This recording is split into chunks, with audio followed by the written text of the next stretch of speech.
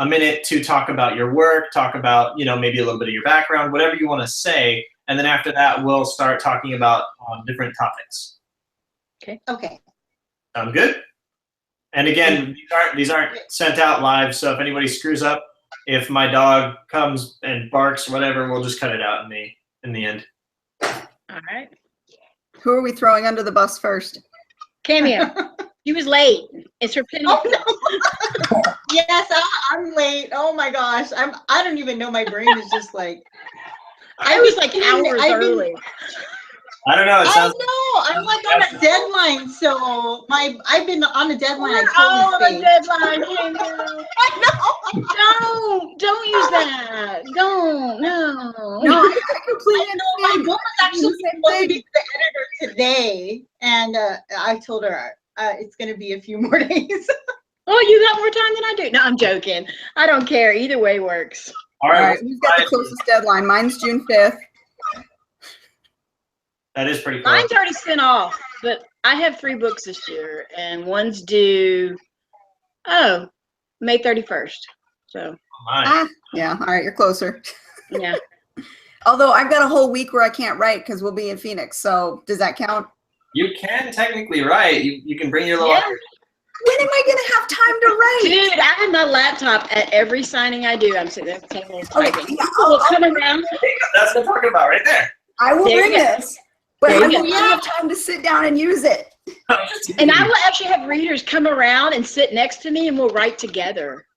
I do that all the time at signings. That's really cool. I like that. I'm just like, come over here. Let me read this. Let me see what you think about this. They love that. So. That's fun. I like that. No, it's going to be all sell once we get to Phoenix. Either that or David, you and me are going to be going around trying to get interviews with other authors too. Yeah. I'm gonna send y'all emails like every 5 minutes. Like, what are you doing? Who are you talking to? We're going to do some Facebook Lives too, though. So good. I will. Will turn out. All right. We'll get the show started. All right, game faces. We'll throw Cameo under the bus first. I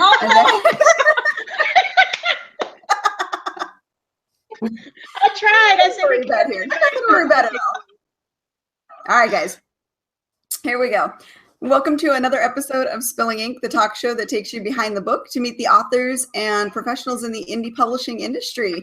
We're back this week with 2 amazing authors to tell you about. And David, we're 1 week away from Phoenix Comic-Con. Are you excited? Excited and nervous and excited. Why nervous?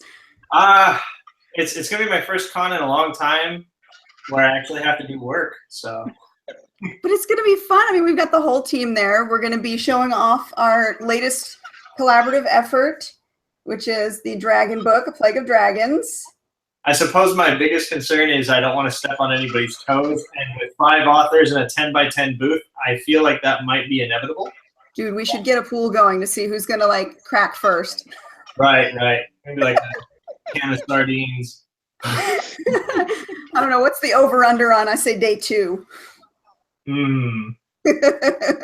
don't want to say anything. I don't want to jinx it. All right. You know what's going to happen. We're going to get snarky with each other at some point, but we're also going to have so much fun. I mean, we've got an amazing group of authors. We've got a great book that we're selling. We're all bringing our own books as well to sell. The energy at conventions is absolutely amazing. It's a lot of happy people in costumes, and come on, you can't be grumpy when you're in a costume. Nah, I might actually dress up. Oh, sweet. Yeah, we'll see what's up. All right. Well, before we go completely off topic here, we've got 2 authors to introduce you to this week, guys. And we're going to throw Cameo under the bus first. Go ahead and introduce yourself. Hi, my name is Cameo Renae, and I mainly write young adult. I've kind of dipped my toes into new adult and also just finished middle grade fantasy. So hopefully I'm crossing my fingers that that'll get out soon. And so that's who I am. Now, you wrote the Afterlight series, correct? And you just released all the new covers for it? I did, yes. Those look really amazing. They're like movie poster style. I love the style to them. And the was it the 4th book that just came out? Actually, it was the 5th, and the 5th book, which is Retribution, and that is the last in the series. Okay. Now, talking about series, that's something I want to discuss this week because both you and our other author do write in multiple series. So that's a great topic for our viewers. Let's actually throw it over to Jas and let her explain what she writes about. Hi, guys. I think it's focusing on me. I have no idea. My name is Jas T. Ward, like she said, and I write series, but I don't write YA or middle school. I write grown-up sci-fi with badasses for adults. It's paranormal, sci-fi, a little bit of horror thrown in there with a ton of fun, a lot of twist. My newest series and book is coming out June 13th, and it's called Soulbound the Warrior. And I'm actually challenging and daring readers to survive reading it because it's really dark, it's really twisted, and you'll just have to take it from there. Oh man, that's really enticing. Oh, yeah. I think everybody's gonna reply to that with a resounding challenge accepted. Challenge accepted. Go for it. I dare all of you to read it. You too, Cameo. Come on. Oh, I will. Oh, good. Now, writing a series is hard because you're not only creating a world, but you're extending that world into multiple books. What made you guys decide to go the series route versus just writing a standalone book? And we'll go ahead and pick back on Cameo again for this question first. Okay, well, I actually wasn't sure what I was going to do. I didn't plan on doing a series. I thought maybe 1 or 2 books, but the story ended up taking a bunch of different turns that I couldn't finish in 1 to 2 books, so it just kept going, and I just kept on with the characters until they said it's done.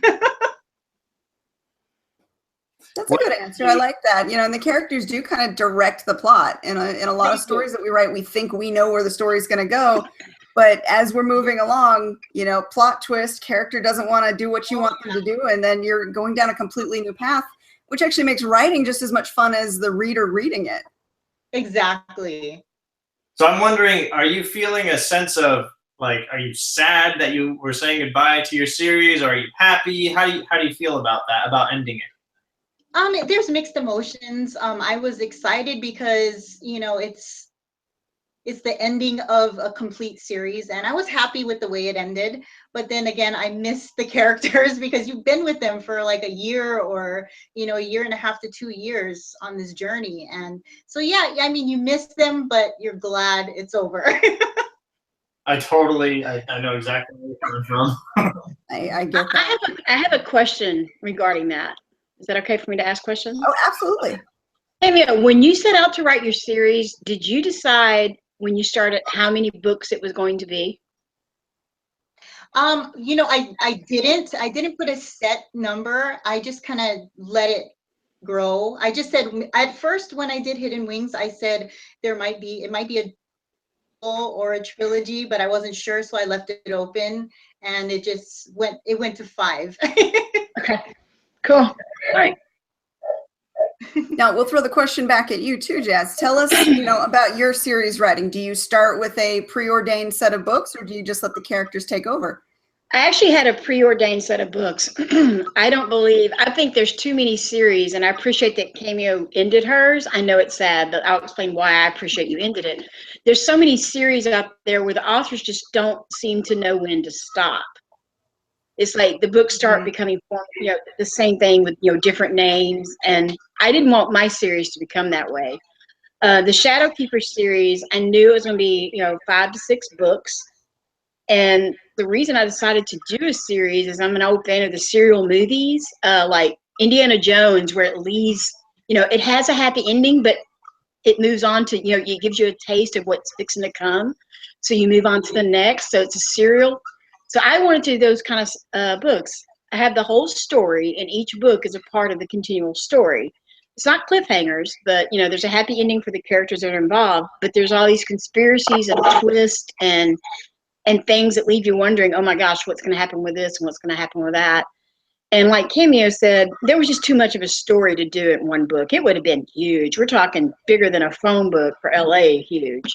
So that's why I decided to do this series. But like her, I decided I'm not going to let this series just play out until it's just the same thing over and over. So, you know, she probably, you know, feels the same way. As an author, we have to understand that every story has a beginning, a middle, and an end. You know, and that's just the way it should be for readers. Absolutely. When I wrote my Chronicles series, initially it was only meant to be 3 books, and it was one major plot that had very distinct breaking points. So I broke it into 3 books and wrote it as a serial. So I put the first 3 out in quick succession. And the readers actually wanted to know more. So it became an extended series because of that, but it didn't go past 6 books. I couldn't push it past that and still continue on and have that same feeling in each of those books. Right. Well, I'm wondering because, I mean, writing just one book is kind of a daunting task. Like, what got you guys started on writing to begin with? Cameo, you want to answer that first? Oh, Or you want me to? first. All right, with me, I'm a little bit different in how this series started. I started doing fan fiction online, and I created this character that everyone felt is an original character. Everyone fell in love with this guy. Well, I wanted to stop writing fan fiction, so I actually killed him dead. I wrote his death. He was dead. I had no idea. By that point, I had about 9,000 followers reading this stuff, and they revolted. They sent me hate mail. I got nasty mail in my actual P.O. box. There was a petition started on Facebook where they had over 1,000 signatures to bring this character back. And I'm like, he's dead, guys. He's dead. Done. So they challenged me. I had to come up with an idea to bring him back to life. And that gave birth to this series, to the Shadowkeeper series, because I had to bring him back as a whole new species, a whole new type of being that, could be immortal. I didn't want to do vampires or werewolves or any of the usual stuff. So I created whole new beings, a whole new world that was different than anything that was out there. And the series was born, and I loved it. That's really fascinating.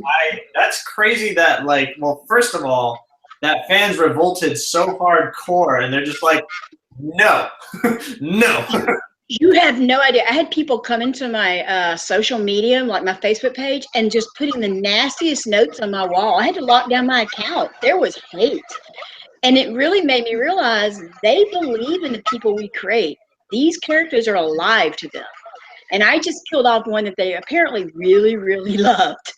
And it was a wake-up call. It's like, they believed he was alive. And it really made me want to give him back to them, which I did.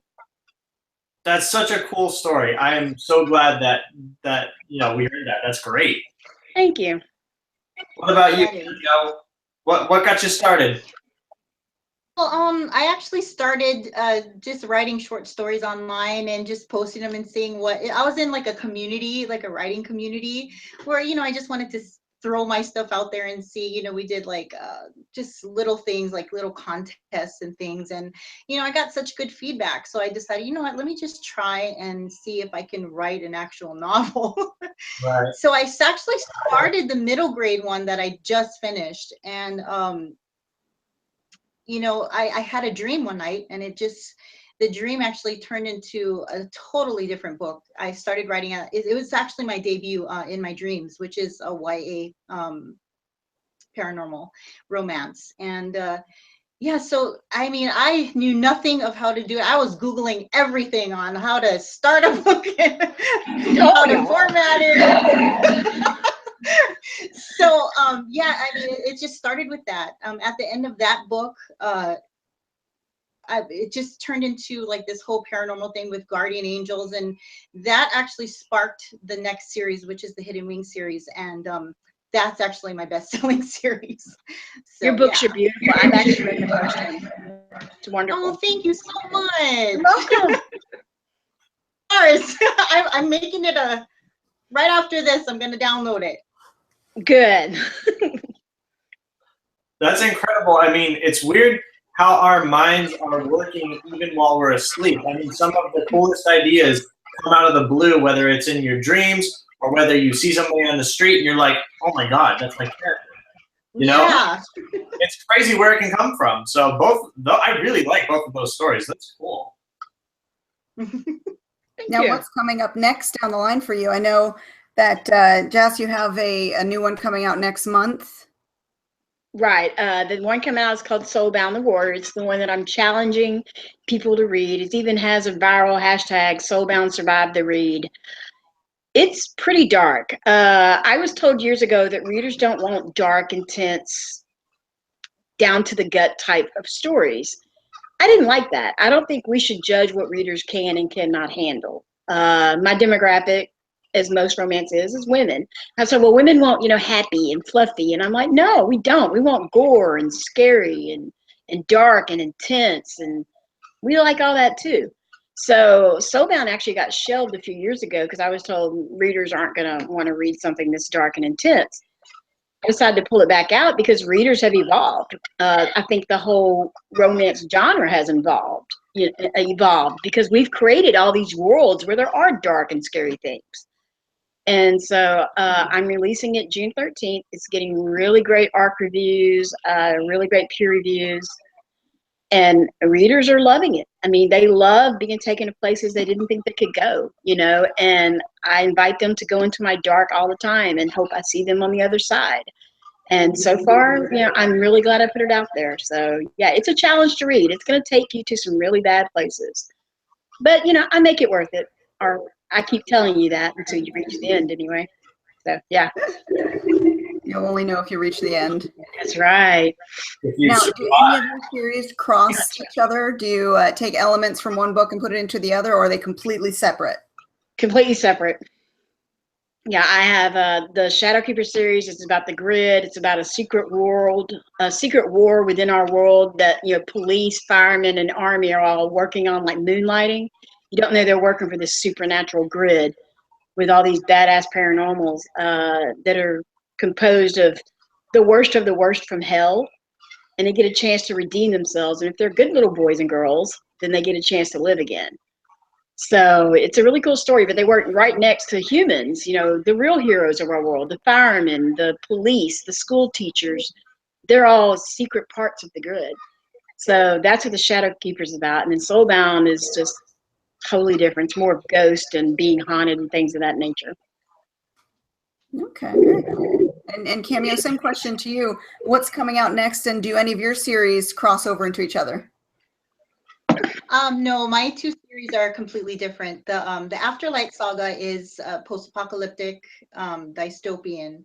It has mutants. There's a lot of, it's completely different from the paranormal romance with angels and the guardians and the handsome.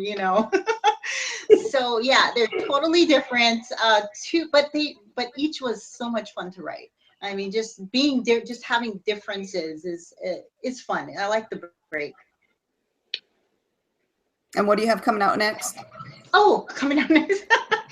I actually have a spin-off series from the Hidden Wings.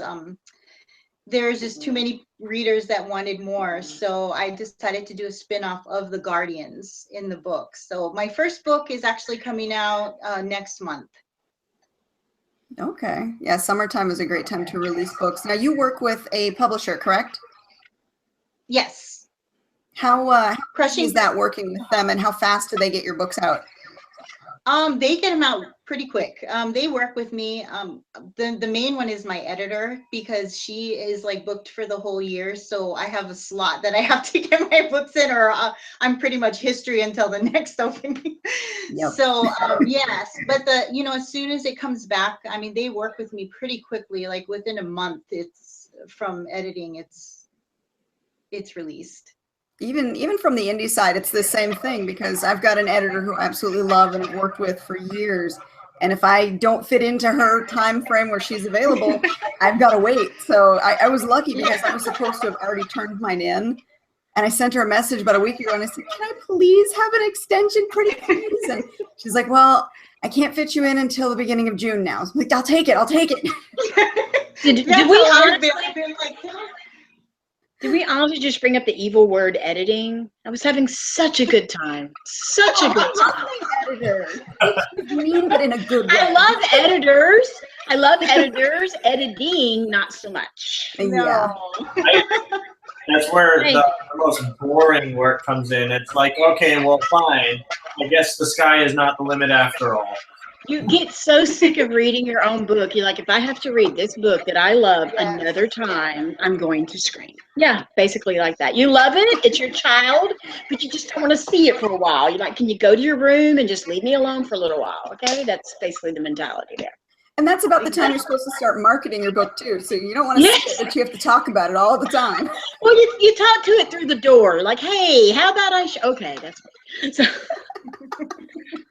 It's still alive in there. you slip notes under the crack, like, does this look good? Okay, thank you. So yeah, that's So that's the order and you just want to forget it, but no, you can't.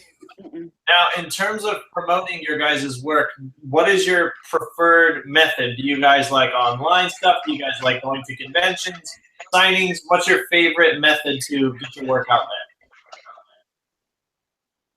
I do most of my promoting online, but I do have like a fan club that I started in the beginning of the year, and it's kind of picked up, and it's exciting, to have people excited about your books, and they jump on and help share and all that. We do like online parties, but I do also love going out to meeting them personally at the conventions. That's a lot of fun as well. What about you, Des? With me, I love doing takeovers, which Cameo probably knows. Is this where you go onto these different reading groups and different blog groups, and you just throw stuff at them virtually, and you hope they like you. But I do like doing signings. I haven't done as many as I'd like, but I do like doing signings. But I still have the same. I'm lucky. I still have the same core people that love my fan fiction writing. They've supported me along the way. I have a reading group that keeps me constantly. And I'm really lucky. I mean, I'm lucky than a lot. I built the audience before I ever had a book, which I didn't mean to do, but it just worked out that way. So, yeah, I'm lucky. But I'm like, Cameo, the online stuff is great, and we're so lucky to have it. And any bloggers watching this, I think Cameo can agree. We love you, bloggers, no matter what. We love the good bloggers. So, yes, they're we do. a lifesaver. Yes. Wow, that's amazing to see such support. I mean, I'm a little jealous. You should be. We're awesome. Yeah. No, seriously. Like, I mean, I feel lucky when somebody just leaves a review or a comment, but to actually have a group championing your work, I mean, it feels so motivating. Like, I would get my work done so much faster if somebody was just like, go. Well, we'll do that for you from now on. Well, me and Cameo will tell you to go. Yeah. You can use however you wish, I guess. It's kind of bloated, but set that up badly. Just take that out. No, I'm joking. No, that's fine. The online is really good though. It's a great way to get your fans together and to kind of build a rapport with them. You give them, almost special access that nobody else gets to see. I mean, even on your regular Facebook page, you post some things, but in those reader groups, you get to post more. The teasers, they get the first chance at looking at arcs and things like that. And it really helps build that motivation and make them want to champion your work even more. Mm-hmm. Exactly. Right. That's really cool. A few years ago, I had a couple friends who were doing this ongoing zombie story, and they actually got quite a following from it too. It was 4 or 5 people, and each of them would pitch in a little bit of the overall narrative. It was fun. It was fun to read. Yep. That's how I started out. In fact, the character that I killed off now has more followers on Facebook, more followers on Twitter. He gets invited to do signings more than I do, and he gets more requests to autograph the books. So the main characters actually autograph the books too when I get autographed things. So they love him. They think he's alive. So he's really good at pitching and I now have 12 people that write the books and fan fiction, and they help promote it too. So. Wow, that's awesome. Now, how do you manage that social profile along with your own? I don't. There's other people doing it, which is awesome. They wanted to play my characters, so they manage the profiles, and they come to me with ideas, and I give them input on the story ideas they have. And it really helps me because I will tell them, hey, let's see how this scene works. And then we see the fan reaction, and I know, okay, let's think about putting something like that in the book. So, I mean, it's fertile ground as a testing, field to figure out what the fans want. Wow, that's very impressive. Yep. that you have this constant, like, you got your home. It's kind of like an online, ongoing theater group. Like, It is. you got an audience. Mhm. That's great. Well, and they Thank direct you. your traffic too. They tell you what they want to see next, so that you've got that creative well already ready to go. And the fans love reaching out to the characters and actually talking to the characters. You know, I love whenever somebody says, "Hey, is Reno around?" I'm like, "I don't know. Go ask him." And you know, the person behind Reno is like, "Hi, here I am," and it's awesome. I love it. Do those people who moderate the characters, do they come with you to events and stuff? I would like them to. I had, you know, some of them I've never met. They've read the books and then they found out that we do fan fiction and they join up that way. But I've met quite a few of them and they're awesome. I would love to have Reno, but you know he's fictional. But I would love to have him at the signings. He would probably get more people in line than I would. I'd be sitting there going, "Hello, I created him." But yeah. Who was that, Katie? There was somebody, we had a guest on who said that they had a model that was their character, and they trooped them through the convention center, and people were just clamoring for this dude. And It was, oh, I know who you're talking about. It wasn't the actual author. She was telling us a story because she was a PA for this author too. Yeah. Edna Walters. Yes, yeah, and she had hired the model guy to sign the books, and you know, he was like hunky and melted everybody's heart or whatever. And like, the story goes that all the other people that were actually boofing were pretty miffed because it took so much attention away from them. Well, you know, you got to think outside the box. So. Yeah. Right. So we need to get a hunky guy then for our booth. No shirt. Whatever. No shirt. Yeah. Do you think we could come up with something in a few days? Why not? I don't know. Talk to your guys' book models there. Yes. Oh, all right. But, you know, speaking of what we do to get attention for our books out in public, do you guys do any live signings, anything coming up down the line? I have just one this year, PenCon in St. Louis, September 29th and 30th. That's the only one I'm doing this year. I have a couple in Texas, and then I have one in London next year, and then the Bahamas and Dublin the year after that. But I've been lately trying to keep the signings locally because it's so, I mean, Cameo agreed, it's expensive. By the time you pay for everything, it's just expensive. So, you know, I'd much rather put that money back into the books. Yeah. So, yeah, so I'm kind of keeping it regional. Now, when you do these signings, are you getting invited to go out to them, or is it a participation thing? How does that work? I was really excited that I started getting invited to signings because I used to like, "Can I please come there? I know you've never heard me. I know you don't know who I am," but I actually started getting, and Cameo, you're probably the same way now. We actually have them coming, you know, when you have them start coming to you, it's like, "Oh, they knew who I am. That's a big deal." I'm kind of a big deal, you know. So. Finally, I get invited to one. There you go. Yes. That's something we're aspiring to. I want to be invited to something. I'll invite you to something. Oh, good. Okay. It might just be a Tupperware party, but I'll invite you to something. Can I bring my books? Yes, of course. So if somebody was new to your work, what would be the starter book that you would suggest that we get them you know, on? Cameo? Oh, for me, it would probably be the debut In My Dreams. That Which is a good book. Oh, thank you. I love it. Sorry. For me, it would depend. If you want to see what romance the Ward way is, which is contemporary romance, no paranormal, no sci-fi, it would be Love's Bitter Harvest, which is still twisted because I can't seem to write a happy, fluffy read.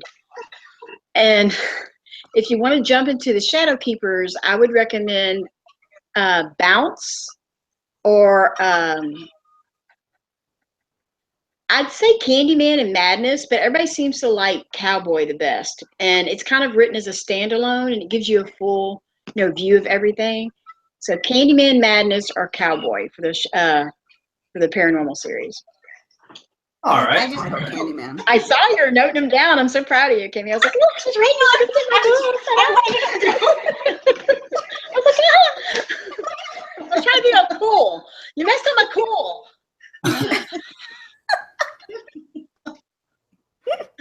I have to remember. Okay. I'm trying to be all cool. I'm like, oh my gosh, she's writing down my books. Now, in terms of your working schedule, how do you guys stay on task when you're developing your books and stuff? Like, do you allot a certain amount of time, or you just work where you can fit it in? What's your guys' regimen like? Well, my regimen, yeah, my day is totally messed up. I really don't have. I've got all kinds of things that happen here, so I have to just work writing into my day, and it usually doesn't happen till nighttime. So it's like I'm trying to cram as much in as I can, before I fall asleep at the computer. No, she's not in here. With me, I'm a chronic insomniac. I get like 2 to 4 hours of sleep a night. Literally, that's my normal schedule. And so when most people are watching TV or movies, I'm writing. So, I write all the time. I'll be honest. I set up where I can sit in the bathroom and write if I need be. I know it's terrible, but I do it. Can you write with the TV on? I can't do anything. If there's any talking in the background, I can't work. Even when I listen to music while I write, it has to be instrumental. I cannot have any lyrics whatsoever. I have to have white noise. I have to have something on. But if I'm editing, I need complete silence. So, like lately, I've been revisiting the Hans Zimmer's greatest hits for movie soundtracks because I need instrumental, no lyrics whatsoever. Otherwise, I can't concentrate. Nice. How about you, Cameo? Did you hear me? Cameo, can you hear Katie? Am I frozen? Oh, I didn't hear. I'm sorry. I was just like, okay, nobody's talking. her own I froze. her own noise going on there. I'm sorry. Can you please repeat the question? When you're writing, do you have music on, TV on? How do you write? I gotta have noise, but like you, it has to be instrumental because I always sing along. If I hear a song with words, I sing along and nothing gets done. So it has to be instrumental. And if my husband's watching the TV, I'll just put on like The Hobbit or Lord of the Rings in the background a lot of the time because I've seen that like a gazillion times. So it's like I don't have to watch it, but it's background sound, so I can write with that. And just sort of tune it out. Yeah. Nice. I try. And it's long enough that I try my hardest. When it ends and you get to silence. Right. I think we should demand she sings right now. Oh no, that's no. And then I was wondering if either of you aspires to get your work adapted into sort of like TV or movie or anything like that. Is any of that on your radar? Cameo, you did have something adapted for your Afterlight series, didn't you? Yeah, it's actually still in progress. Timid Monster did do a short film. They finished it up. They're just actually still putting together the details because they got a new project that actually is his own project, and so he's working mine into that to finish. But it's actually finished. He's just putting details on it. Now, is this like a 15-minute, 30-minute project? Yeah, it's about, I would say about a 20 to 25-minute project. And where will it be available? On like video, YouTube, your website? It'll be available on YouTube. Yes. Once it's loaded, he'll put it on YouTube. Oh wow, that's great. Yeah, so I'm pretty excited about that. How did that all come about? Because that's something a lot of us kind of aspire to is seeing our work adapted into a visual medium of some kind. So how did that work out for you? Well, actually, I was blessed because his wife is my first cousin. So I said, oh, hey, here's my book. Why don't you read it? And she was like, oh my God, I love this. Let's do a book trailer, because they had just started doing like book trailers. So when she took it to her husband, he was like, you know what? Let's see if we can turn this into a short film. And then it just kind of gave birth, just so it went from a book trailer to a short film. So yeah, I mean, they did a Kickstarter to start it up, and the fans loved the book so much it went fast. So he was like, "Oh my God, well, I guess it's happening." So yeah, so it all. I mean, it's just still in the works, but I'm just patiently waiting until the day when it comes out. That's really amazing. That is awesome. Thank you. Yeah, hopefully it'll be soon. I'll be posting it everywhere once it gets out. And we'll share it everywhere once it does. Thank you. You're welcome. What about you, Jazz? You got anything in the works, or any ambition to get it adapted? Yeah, I do actually. I think the Shadow Keepers, I mean, you watch all the different, comic book superhero movies. I think the Shadow Keepers would rock. What I really would like to see it as is a graphic novel. I love graphic novels, and I would love someone to. I think I might start submitting it to like Dark Horse and Dabble Brothers, see about making it into a graphic novel, because I think it would be really cool. And I grew up reading comic books, and I grew up, just diving right into those kinds of things. So to me, that's the media I would like to see mine go. Now, if it goes, I'm not going to stop somebody from making a movie of it. I'm really like, no, I'm sorry. No, if somebody comes to me and they want to make a movie, I'm like, oh yeah, here, take it. But I would love to see it as a graphic novel. I just think it would be kick-ass. I actually have some friends at Stranger Comics. If you're interested, you can I can see if they'll hear your pitch or whatever. You're going to become like my best friend, aren't you? No, they're You really, just don't know it yet, but you are. You totally they're are. awesome. They're awesome. You're my newest bestie. They actually have a Kickstarter going right now for their Niobe series, which is they partnered with the girl who played Rue in the Hunger Games. Oh, wow.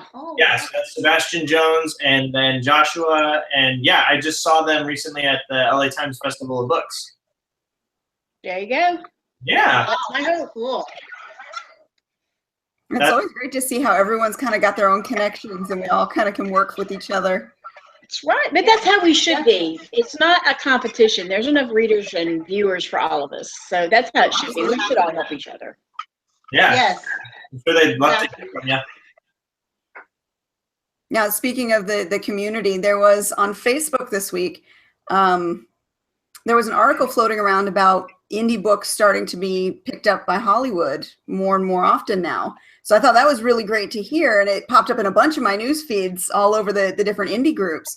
So, that being said, if you were approached, which series would you try and make into a movie?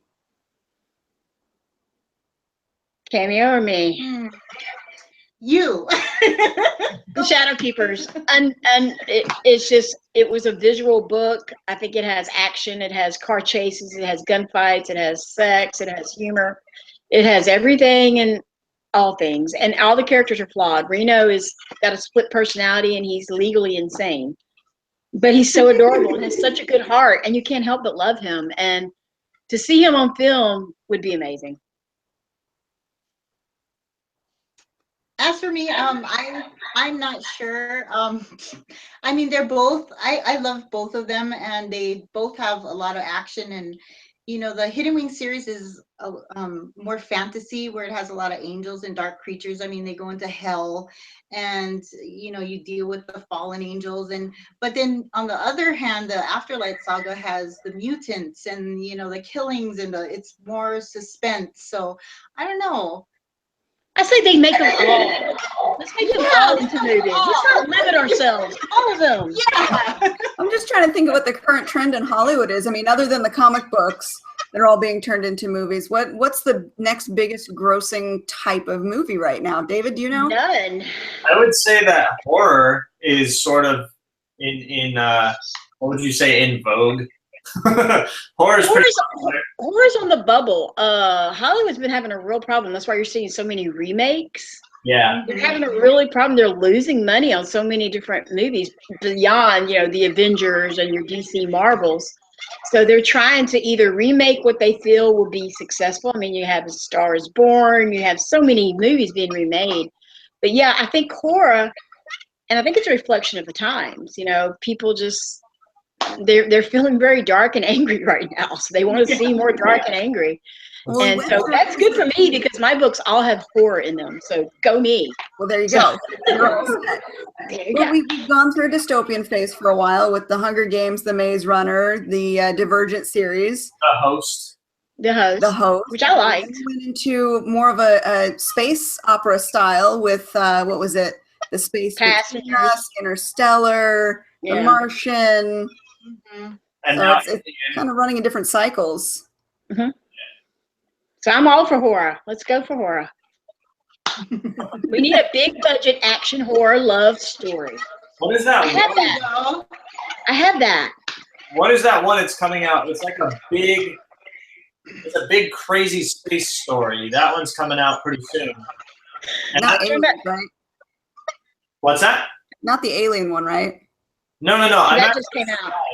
No. I'm surprised that this one even got made. There was hang on, it's not out yet. It's coming out pretty soon.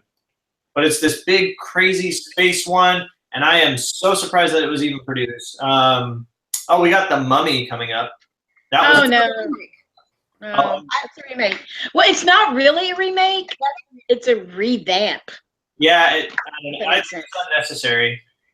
I do kind of over the remakes. Did you see that they're going to be bringing the Dark Crystal back? And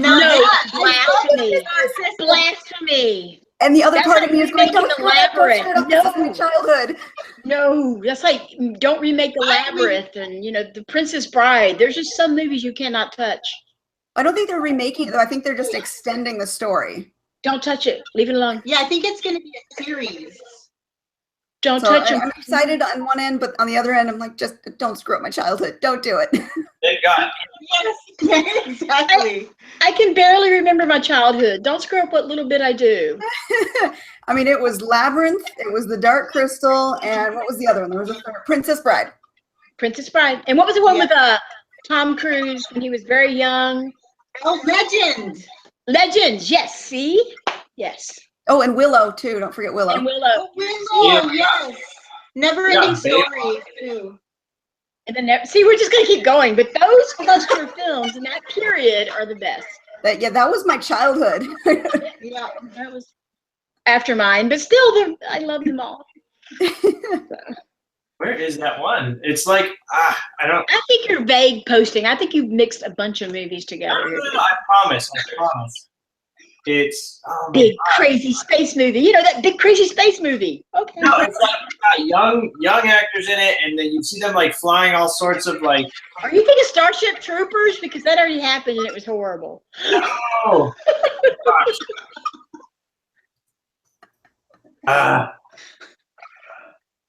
Hang on. Yeah. Anyway, I'll come back to it. I would still sell my soul to get a book turned into a movie, I think. I don't know if I'd sell my soul, but I would definitely put it in hock. Maybe lease it. Yeah. Put it in pawn, Make sure I get it back, but here, you can keep it for now until you get the movie. It's the next step in the process. A lot of the books that are out there are wonderful and could be turned into great movies or a TV series too. Let's not forget the small screen. And I think, with the current trend of Hollywood just remaking things and rehashing stuff that we've already done or taking series out way past their sell-by date, they could really be delving into this, and it could bring a lot more clout to the community as well, because there are these wonderful stories out there. And now you have Netflix and Hulu too that have their own production companies that they're producing their own original content. So, I mean, it's definitely potential's there. Oh yeah, absolutely. I just would want to be a consultant. I don't want to just hand it over. I want to be, executive consultant or artistic consultant. I want to, have some say so, whatever it's worth. But I wouldn't want to just hand it over and go, take my baby and bring it back as a totally different baby. No, I wouldn't want that. Yeah, like look at World War Z. That was barely barely anything that you could call, faithful to the source material. Agreed. It was a completely different film. But the movie that I was talking about is called Valerian and the City of a Thousand Planets. Has anyone else here heard of that? No. Yeah, Valerian, Only you, dude. Only you. Valerian and the City of a Thousand Planets looks incredible. It's really crazy looking. So that's the one that I am genuinely surprised got produced. I'll have to look it up when we're done. Taylor, Yeah. it's crazy. Crazy. I wonder what the pitch for it was. I don't know. Somebody really good apparently made that pitch. Yeah, it is interesting though to see. I mean, like Game of Thrones, for example. George R.R. Martin said, "No, this will never be adapted into like a movie." But then they turned it into the series, and there you go. Money talks. You know, I do like the idea of going TV series though, because you can take time to really get into the characters, to really get into the plot. Whereas with a movie, you've got what, 3 hours max, and that's it. Yeah. The Cameo series, yours would be great for like Disney Freeform, and I think I heard somewhere that Netflix was talking about starting a more YA friendly channel type thing to deal with like their teenager YA. So I mean, her series would be. I could see yours totally as a series like that, because they did it so many times on Disney Freeform where they took these great, like, what was it, the I can't remember, but there's been so many that's been done. But yeah, I mean, I don't think either one of us would say, no, you're going to pay me money to make my books be something. I'm sorry, no. But yeah, I agree. There's so many different avenues that weren't there before. I mean, there's online streaming, like with romance, there's Passionflix, which is a crowdsourcing production company now to make romance novels, many of the indie romance novels, into a movie or series. So, I mean, there's more avenues cropping up every day for us to get our material out there. It just has to be found, and that's the largest problem. It's pretty crazy to be like, it's harder than ever, I think, to get a film produced, because you do have things like Netflix, you do have things like Hulu, you do have things like what you just mentioned, Passionflix. For example, Power Rangers, right? Okay, Power Rangers is one that just came out, and now supposedly, like, they're saying that it didn't do well enough to deserve the sequel, right? But that movie still made a ton of money. It's just interesting. I don't know. I almost feel like if things continue the way that they are trending, I feel like we might see even less actual films produced, period. Because, like Katie said, you do only have 3 hours to get it all done. And I don't know, it's almost worth it. It's more worth it to do the series because, first of all, you have more to offer, more episodes to offer than a film. You get more time to break down these worlds and experience them. And I don't know, I mean, it's pretty crazy. I think some of that mirrors too with the book writing community as well. You see a lot more series writers nowadays than you did before, because people want that continual saga. They want to know more. They want to learn what else is happening with those characters. So more often than not now, we're seeing a lot of people going back to the serial novel. They're releasing shorter, faster, continuous stories, whereas they used to just put out, maybe a standalone novel and that was it. Right, and when we talked to, I believe it was Craig T. Nelson, he said, I can write one book that is like 100,000 words, or I can make 3 books that are 30,000 words, and you can charge like $3 per. You're making $9 instead of $3. Yeah, that was Craig DeLuey too. Craig DeLuey, sorry. Yes, absolutely, and I agree with him that sometimes writing in that quick, what was it, the dime store novel? Yeah, they used to have way back in the day. Bringing that back, it's actually more advantageous for the authors today than it used to be. Yeah, the shorter novella, and I think that we agreed upon something like 50,000 words is a worthwhile. Well, and word counts have exploded over the last few years. I mean, if you look at like some of the classics, like what Catcher in the Rye, that's a tiny book. That's a really tiny book, but that was okay when it was produced. Nowadays, readers want those 80 to 100,000 word novels. They want to really dive into the meat of a story. Right. Like, look at Jenna's. Jenna's are oh my God, Jenna's are tones. It's Mhm. great.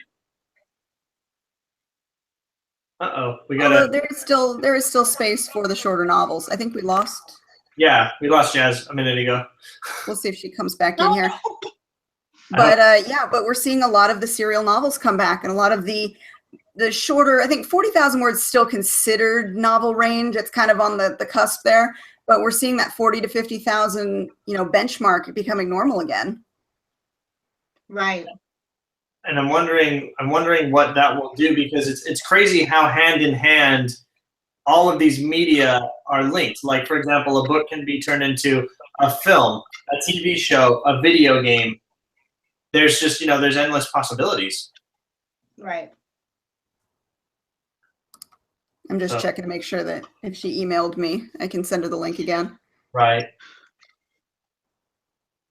But yeah, the possibilities are there, and I do like that Netflix and Hulu are both coming out and making their own series, and they're doing it a lot faster too, I think, than some of the other channels have been able to do it. Oh yeah. Yeah. They're kind of jumping on the mark. I like that.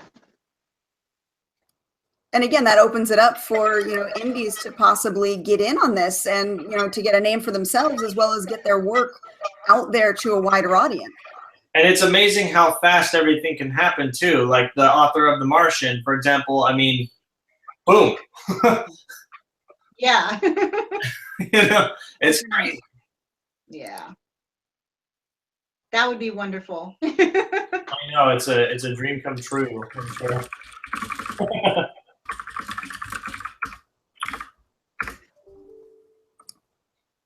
Oh, I haven't heard from her at all. Oh no. We'll give her a few minutes to see if she can click back in. Yeah. Now, Cameo, I saw you've got one of the big box sets you're in coming out in August. Yes. How's that working for you? Well, right now, I actually am going to throw a story. They're supposed to be original stories and regular size novels, not novella. Well, I guess you could do a novella if you wanted to, but I put out a couple of sample chapters of a vampire story that I started a while ago, and readers just were like, "We want that. When is it coming out?" So I just kind of threw that into the box so I can say, "Here it is. It's coming out," and so I'll have to finish it. So. Oh yeah, deadlines, so deadlines. And those box sets, I'm in one as well coming out this summer too. They are, I mean, crack the whip. There is a lot to do. Oh yes. Oh yeah. I'm like, I miss a day in the group thing, and I'm like, where you have like a list of things you have to do. Right. But she's a marketing genius though, so it's like I follow the instructions. Whatever you tell me to do, I'm doing it. Well, I'm wondering. Yes. Exactly. So you said that you've been posting sample chapters of this vampire story, right? Yes. Okay, so are you ever concerned that someone is going to like rip it off, take it, try and sell it before you get the chance to? How are you posting this? Like basic text or images? Actually, what I did with that story is it was in an anthology that had samples of stories that are coming. So that's what I did. Yeah, and it was up for 3 months, and then they took it down. Hey, little dude. It's fine. My 3-year-old. Hi.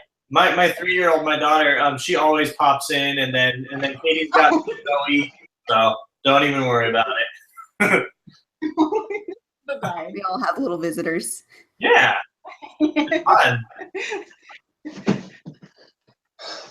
But that does bring up a good point though. When you share your work online, how are you protecting yourself from potential piracy? Right. I don't know. I just put that one out there. It actually got deleted after the 3 months was up. So the people that read the story, they messaged me. A lot of them were in my group. I just told them that, get this. It's a sample, if you like it. And they were like, we want more. When is it coming out? So I was like, okay, it's coming in this next one. So That's accountability. That's really fun. See, I don't know. When I release stuff, I feel like it's much more concrete. And so for something that's planned to release, I've never even considered that. That's interesting. Yeah, it's different. I mean, I used to put dates on releases, and you know, it always came down to the wire. So, and it was like my publisher's like, you have these whirlwind releases. Like, oh my gosh, we're all scrambling, and you know, my beta readers are trying to get their work in, and you know, my editor's doing the last proofread, and you know, we're trying to get it formatted, and just all the steps to get it, and you know, it's always down to like 2 or 3 days before the release date that she finally gets the end copy. So I was like, you know what, I'm not going to set it until I'm totally done, and I can say it's going to release on this day. Good. So, Whoa, that's some crazy feedback. That is some crazy feedback. Which end is it coming from? I don't know. That's so weird. Yeah, that was cool. I sounded like a monster. Yeah. Now the whole planning and release thing is ridiculous. I'm trying something different this time. I'm actually giving myself a month to set up marketing rather than doing the down to the wire. So I'm hoping that that'll actually help give me a better release than the whole slapdash, let's get it done as fast as humanly possible that I've been doing. Yay, she's back. She's back. My internet went poof. Oh, I know. It was like, no. I'm back. We missed you. I know. I'm very missable. I'm very missable. I'm joking. we were just sorry talking about planning releases. that. I'm sorry. We were just talking about planning releases. Ah.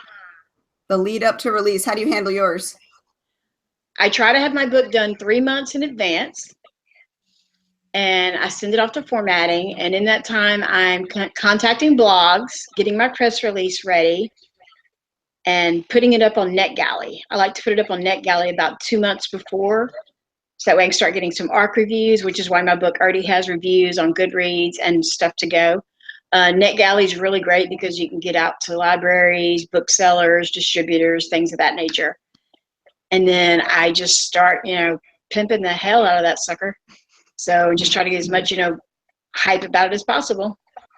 So, yep. NetGalley is an excellent resource. Now, do you do a NetGalley share, or do you have your own NetGalley account? I have a NetGalley co-op, which I didn't find out till recently, and NetGalley co-ops are amazing. I think I paid $45 for 2 months. That's not bad. No, Wow. not bad at all. Yeah. I'll send you the info, Cameo. You can put him on NetGalley too. Oh, thank There's you. Shoot. You rock. See, now you've got a really nice organized release schedule. I feel like I'm like by the seat of my pants when I release a book. The key to my release schedule is my personal assistant. I have a woman who's been a reader of mine since I was fan fiction writing. She's just always enjoyed it, and her daytime job is to organize and keep people going. That's her whole job. And so she offered her services to me, and she reminds me of everything. She nags the heck out of me that, we need to get this in or get that in. She sets up the blog takeovers, the everything. Without her, I would not know what I was doing at all. I'd be like, I'm doing what? Which book is it? I don't know. So she helps immensely. Yeah, that would be That's good. awesome. Yeah, it is. I always say I need a babysitter. She's my babysitter. But she sends me treats. She sends me these boxes of treats and little encouraging cards randomly all the time to keep me going. She's amazing. Oh, That is so that's sweet. It is. awesome. It is. What do you think, Katie? I think we're coming into the end of the show. Is there anything else that you want to hit on? I'm trying to think. What was on my topic list for today? Oh, coloring books. Everybody's doing coloring books. Cameo, do you have one? I do actually. Got one. There you go. Yeah, the Hidden Wings series. I actually just came out with the coloring book. So, yeah, it has like I colored a page. They're gonna show an offer. Look, I saved the lines and everything. I did. I know, I'm proud. I'm so proud. So how did that concept come about? And did you hire an artist to illustrate them, and how did you work all of that out? Actually, I was approached by an artist. He actually lives in the Philippines, and he's done quite a few. He did Edna's runes, alters her runes coloring book. So I guess he was into doing the fantasy type work. So he contacted me and said, you know, I saw your work online, and you know, I'm interested in helping you do. If you want to, I can illustrate your coloring book. So he actually bought all the ebooks, read them all, and then suggested scenes. And you know, from reading, he actually had the whole picture of what the book was about, and so the scenes came out like perfect from, you know, what I imagined. So it was awesome. Oh, that's great. I'm looking at it right now. I like how it's like, it's cutesy, but then I see right here, Emma gets a visit from a darkling in an airport bathroom. You had to pick that, huh? It's like, Well, now surprise. I want it because, you Yeah, know, how many surprise. other books have an airport bathroom in it, you know? Yeah, that's yeah, that was one of the scary parts. Yeah, that looks great. I like it. Yeah, as she far gets as tossed around, beat up a bit. nothing wrong with, I mean, it's an airport bathroom. That kind of thing happens. Yeah.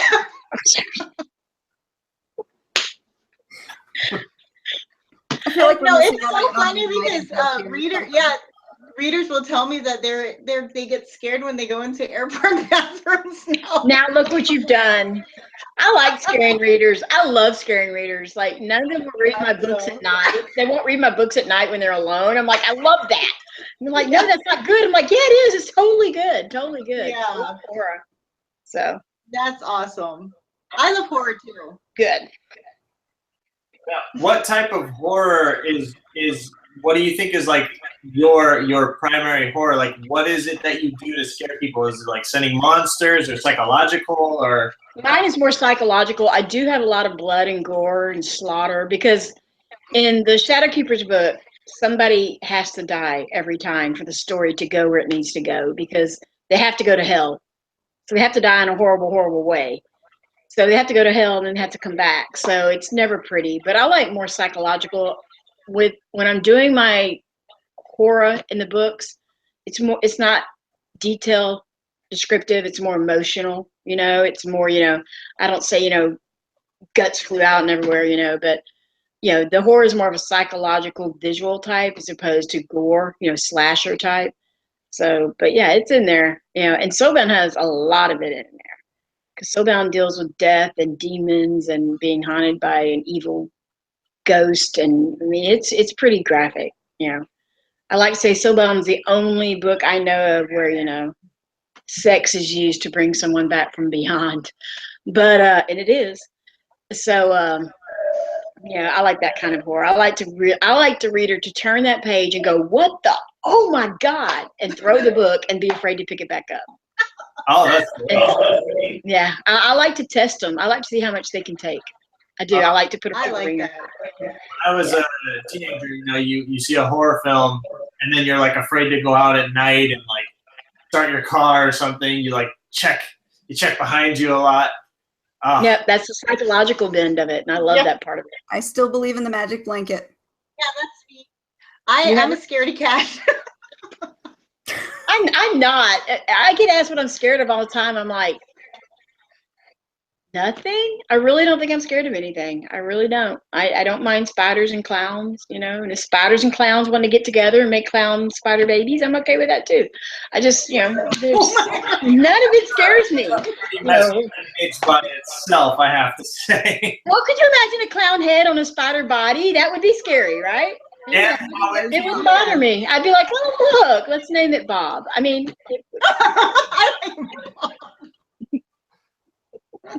Nope. Nope. You're like, nope. Set the house on fire. There's no, for your listeners, your viewers, there are no clown spider babies in my books. yeah. But it'll be in the next one. No, there isn't. There might be in the next one, but not in any that exists. Not yet, anyway. Oh no, I'm a great chicken shit. Nope, I can't do horror. I'm great at But you know what? My brother I love to watch it, but I can't handle it. my brother my brother's 10 years older than me, and he would babysit me when my parents would leave. And one weekend they had gone out to Vegas, actually. It was before we moved here. And he brought all of his buddies over, and they had a Critters movie marathon. And of course, he had me sitting Critters right is there watching. awesome. Critters and Trimmers. Oh my God, I still have nightmares. Oh, I love Trimmers. Yes. I know. I love Trimmers. There you go. Tremors They- is really cool. Yeah, they're all cool. Yeah. Nope, I'm a big baby. No horror for me. Well, you have to read my books, though. They're not that bad. I'll read it in a really well-lit room. How's That's that? what I tell all my readers. If you look at the reviews so bad, they're like, I made the mistake of reading this in the dark. I should never do that. I'm like, there you go. See? There was a meme that was floating around that said, if you ever feel lonely, just pick up a horror movie or a horror book and you won't feel alone anymore. That's right. You'll feel like there's someone behind every door and every corner. Right. All right. Well, I think we have exhausted our time for this week. You guys have been so much fun to talk to. Let me tell you. We have to do part two. We have to do part 2 of this and have me and Cameo back. And she sings. And I don't. I think it's a great idea. That would be part of the horror segment. I'll have my clown spider by then. Bob to introduce. No. One of the things that I want to start doing with our guests is I want to have them featured, and then I want to have us all read one of their books, and then we then talk about it for a second round. Oh, that would be awesome. That would be like a reader roundtable. That would be awesome. Exactly.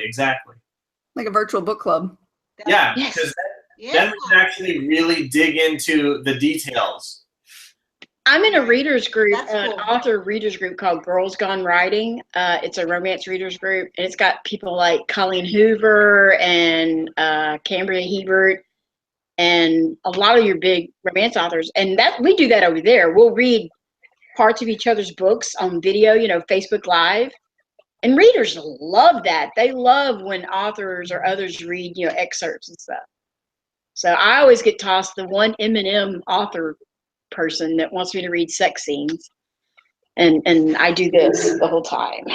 But yeah, they do it for fun. I swear they do it for fun. They do So it. Bashful. They do.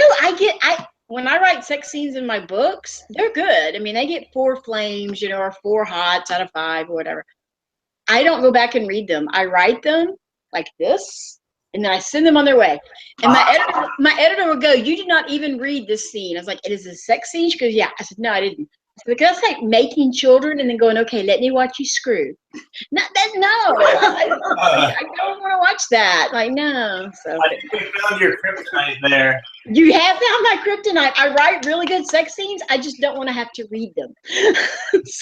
But yeah, that's my kryptonite. Thanks. Now everyone will know.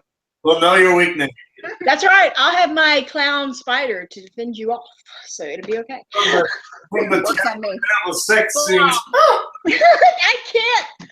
That's why they picked me to read those, because I would just like, oh, do I really have to? Oh, come on. All right, Jess, I'm sending you Mated just for that. Okay, you do it, and I'll video reading some of it just for you, and you can put Oh, it wherever good. you want. Yeah, you'll see my head under a blanket and my voice coming out from this blanketed hump as I'm reading that. So, yeah.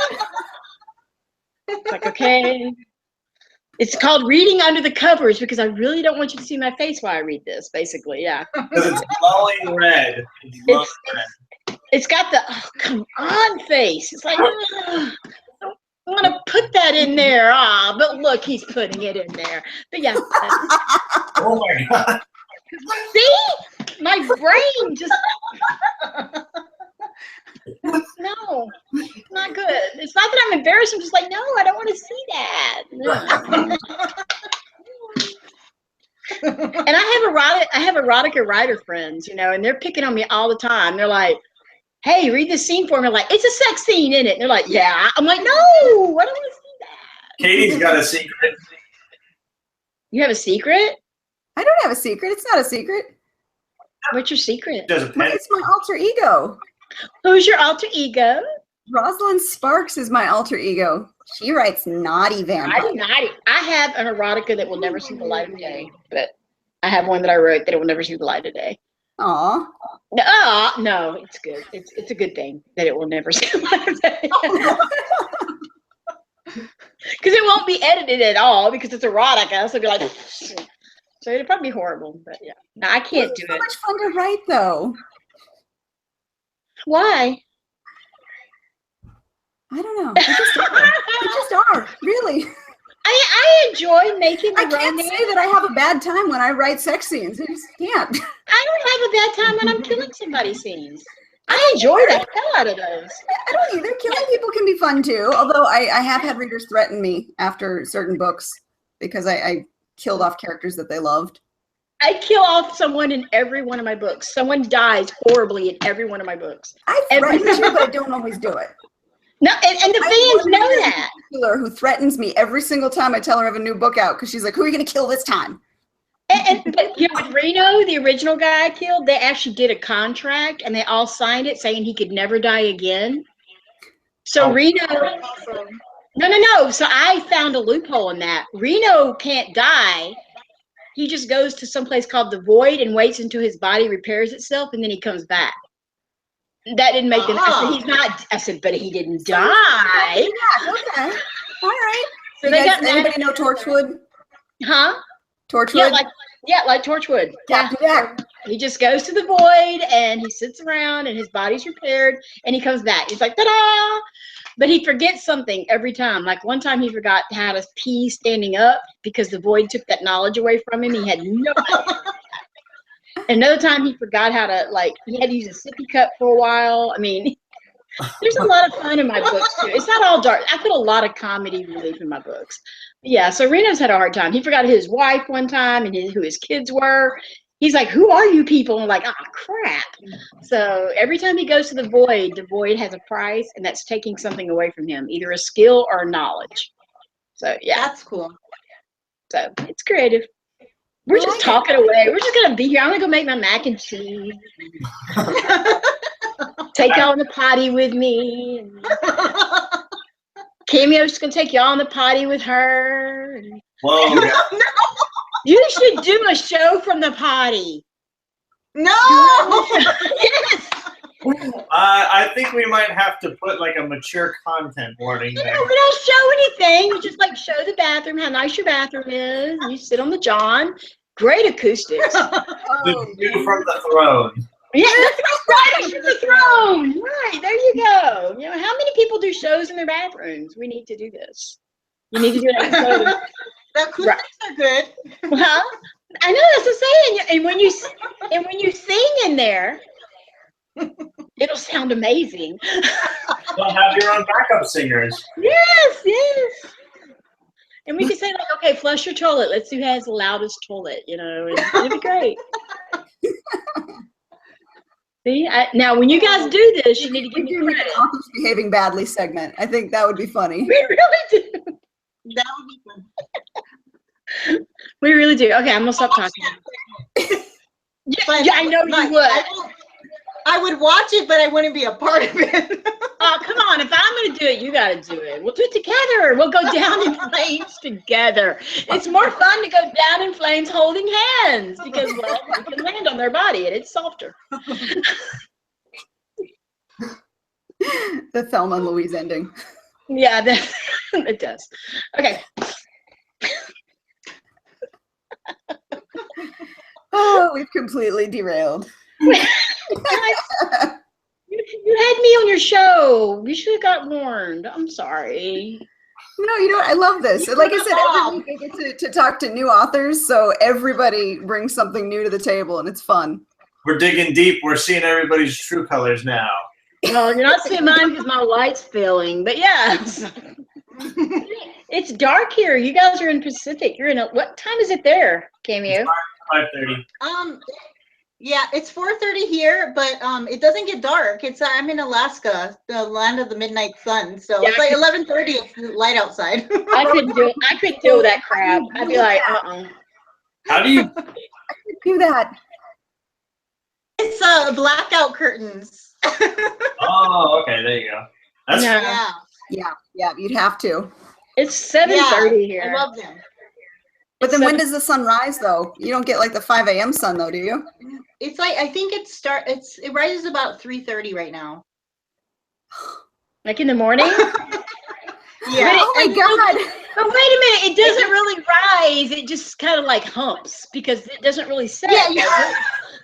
Yeah, well, in the summer, we're getting more and more daylight still. We're still gaining daylight. So eventually it'll just become dusk and then just light up again. So it's just kind of like straight, I mean, it doesn't get dark. No, I'd be looking like for the a- ultimate. I'd be like, hell no, this I could not live with. I'm an insomniac. I'd be like, I haven't slept in like 4 weeks. Yeah. I'd be belligerent and mean and no, I'm already that Yeah, now. it's so Imagine me weird. on Yeah, I mean, they're like kids playing outside at like 10:30, people mowing their lawn at 11 o'clock at night. It's like really weird. It's insane. Sounds really weird. That sounds like a good book. I like it already. I think Stephen King has already done that. Didn't they do 30 but days what of about night when set it's in Alaska? dark? How did that work? What about Cameo? Don't you have periods when it's dark for like weeks on end? Oh, no, Winter. see, I like that. Yeah, winter, we have like probably about 5 hours of daylight. So the maximum sunlight actually makes up for it. No, I'd go crazy or crazier. I'd go more crazy than what I already am. So no, that would be bad. I won't visit you. It's a trip. I live in Texas. You know, it's like we never have seasons. You have hot and You know, humid. our winter is warm. You know, and our spring is warmer. Our summer is hot, and our fall is damn hot. Oh, look, it's a little warm again. I mean, we don't really have seasons here. Well, you do get good rains though. Well, living on the coast, yeah, I get some really good rains and wind. Really good rain and wind. Our spring here is pretty much wind, rain, spring, wind, rain. So yeah, but we don't really have a winter. So you can keep that, Cameo. You can have enough winter for me too. I appreciate that. Where the gods can't decide if it's supposed to be hot or cold. So every other day it's one or the other. Oh, 100 yeah. degrees, 50 degrees, 100 degrees, 50 degrees. Make up your mind. I have a friend of mine come in here from London in 2 weeks, and she asked what the temperature was here, and she goes, no. I went, well, I can't really do anything about it, but that's just the temperature. She goes like, no, I can't do that. I'm like, well, I can't change it. But so she's like, well, it's like 70s in the summer here. And I started laughing because that's our winter. So it's like 90s and 100. Sorry. And humid. Don't forget humid. Well, I'm lucky because I'm on the water. So I always have that nice breeze. So it pushes humidity. I mean, you wouldn't think I'd have, but because I always have a breeze and wind, I don't have a lot of humidity here. Oh. But there are some days I walk out and my glasses literally fog over from the humidity because it's like, I can't see where you're going. Yeah, I don't miss that. Although we've got the dry heat here, which isn't much better. So You just feel it. I'm in California. You just feel it just beating down on you. Yeah. don't gripe about being instantly dries. don't gripe about being in California. You can't gripe if you live in California. Well, yeah, you're right. No. Thank you. What part of California do you live in? Southern, about 40 minutes from LA. See, I want to live in San Francisco, but I also want to have money to eat. Yeah. San Francisco is stupid expensive. It's stupid, but my Grid series, The Shadow Keepers, takes place in San Francisco. Their top secret lab, their top secret headquarters is underneath the fort there at the end of the bridge at the Golden Gate. And the Golden Gate they use as like a huge conduit to seek out all the souls on the planet. And they have like a secret tunnel that goes up underneath the bay and up into Alcatraz. So it's kind of cool. Yeah. So just so you know. Yeah. Very cool. That's awesome. I think I'm done talking now. Good night. I'm joking. We got all the giggles out. I got all the words out. I've used up all my words today. Oh no, we got. I'm only allowed so many a day. I think I've got at least 3,000 words I've got to get done today, or I'll never be pretty. Oh, me too. Oh my gosh. Me too. Me three. It's true. I'm trying to finish this book that I put down to work on the Rainblade. So it's like my actual first novel. It's over 100,000 words. I'm trying to edit it. So That's a lot of words. Yeah, I had no idea. That's too many words. You must cut your words, dude. I'm gonna gut it because I stopped writing it in about 2012. I started it in 2009. I stopped in 2012 to do the Rainblade. Now I'm going back with hopefully more knowledge and skill, and I'm just gonna kill a lot of it. That's like with Soulbound. I wrote it 6 years ago, and I shelved it because it actually got picked up by a publisher, and they wanted me to make it more reader friendly and a little bit happier and a little bit lighter. And I said, no, it's about dark topic. It's gonna stay about dark topics. So I turned down their offer actually, and I shelved it. I never thought it would see the light of day. And I went back, picked it up last year, and I'm like, wow, I'm so much a better writer than I was then. I mean, I think it's with anybody. When you're writing something, you go back and you're like, you've learned so much, which is how it should be. We should learn and get better with each book. So, Oh, absolutely. yeah. I'm really hoping to make it the best that it can possibly be because this is a story that I've had with me for a very long time. That's like Soulbound. That's like Soulbound with me. I would just look at it and go, I love you so much, but until you can be how you're supposed to be, you'll never go out there. Exactly. And the name of your book is cool. I like the name of your book. Maybe you could split it up to 2 books. That's what I was just about to suggest. If the story is big enough that it's got, its own plot points, you Right. can break it up into the individual plot points and then still give it, enough attention for each part. Yeah, make it a series. Right. Make it a trilogy. And call it the Rainblade trilogy. Oh, no, the Rainblade I finished. This one is called Onyx the Half Hero Dragon. Ah, it's got dragons. Yeah. Yeah, anything with dragons. I love dragons. I do too. I have no dragons. There's no dragons. He's actually not your traditional dragon. He's actually a worm of the earth. So he's wingless to start with. Wow. Yeah. So he's actually bipedal. So he's like more of a video game cartoony character dragon. It's hard to explain, but he's adorable and I love him. Is he the one on your mug? He is. Yeah. Yeah, that's on it. See how observant I am? Do I Yes. get extra points? You do. You win. Yay, score me! That's awesome. So that's on it. And I'm hoping to get his story done and out by the end of the year. Good observation. I'm very impressed. I'm an And author. Dave, I did notice you things. put the call out for us to do the next dragon for the anthology. That one is. I think I'm going to continue the Sky Hunter in that one because I really like where I'm at with that. So our anthology will end up being a trilogy anthology at some point. Dude, that would be freaking nuts. Like in a good way because it would motivate me to actually get it done. Having people. I'm not opposed to just letting the rights go on that one and letting it continue as long as we're writing them. I'm down. Rather than go, because we're supposed to get our rights reverted back in 3 months. But if we're going to make it into something bigger, I'd say leave it and just let it go. Yeah, play on what it's already. If it does well too, just continue going. Hey, Cameo, what's your thoughts about anthologies? At don't think you've first done I was one, like, have no, I'm doing one, and it actually wasn't my idea. My publisher actually put me in it. She messaged me and was like, "I'm putting you in an anthology, so are you okay with that?" And I was like, "Okay," because I did have a break in between 2 books, so I was like, "Okay." I already had the vampire story, so I just figured I'll just throw that one in.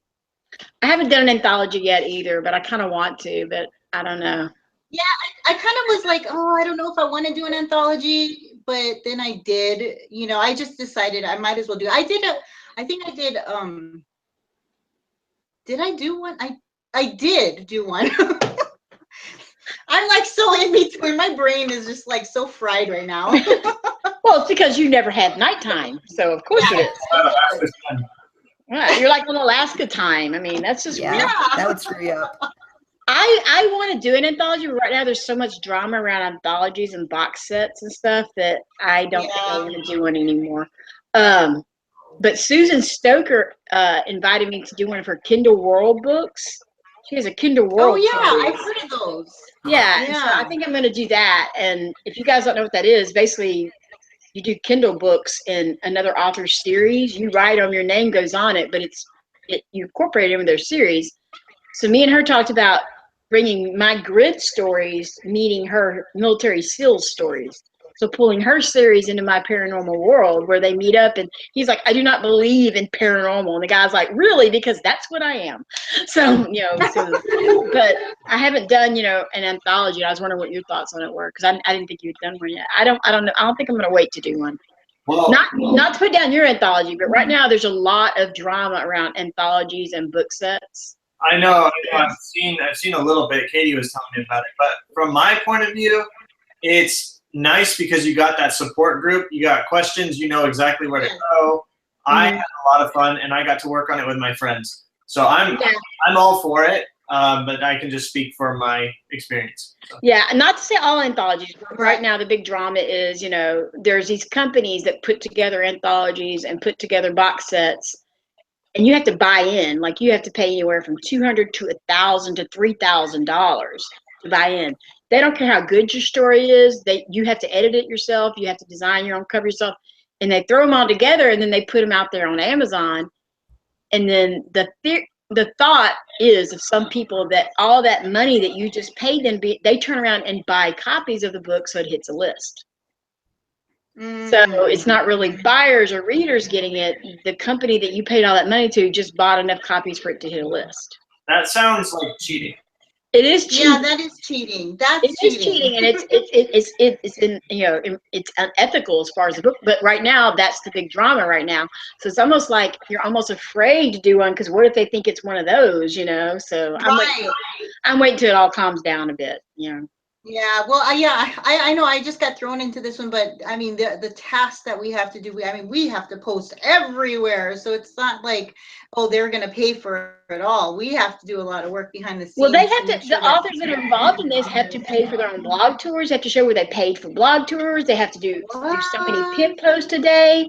So you just paid $2,000 and you still have to do all that work. It's bad. It's real bad. I'm hoping it'll get cleaned up. Yeah, definitely. Those ones sound horrible. It is. Hey, Katie, I got to get going. Can we do the sign out really quick? And then yeah. And my kids are doing the show. I'm trying to find more light. Hold on. See, they're already starting to knock down the door. Okay. Yeah. Hang on, you're blurry. Here, I'm blurry? No, Katie. Oh, am I okay now? Yeah, I'm okay. Yeah, you're good. Okay, go ahead and do the sign off. All right. Thank you guys once again for hanging out with us. It has been a pleasure talking with you guys. It's been so much fun. This is probably our funniest show to date.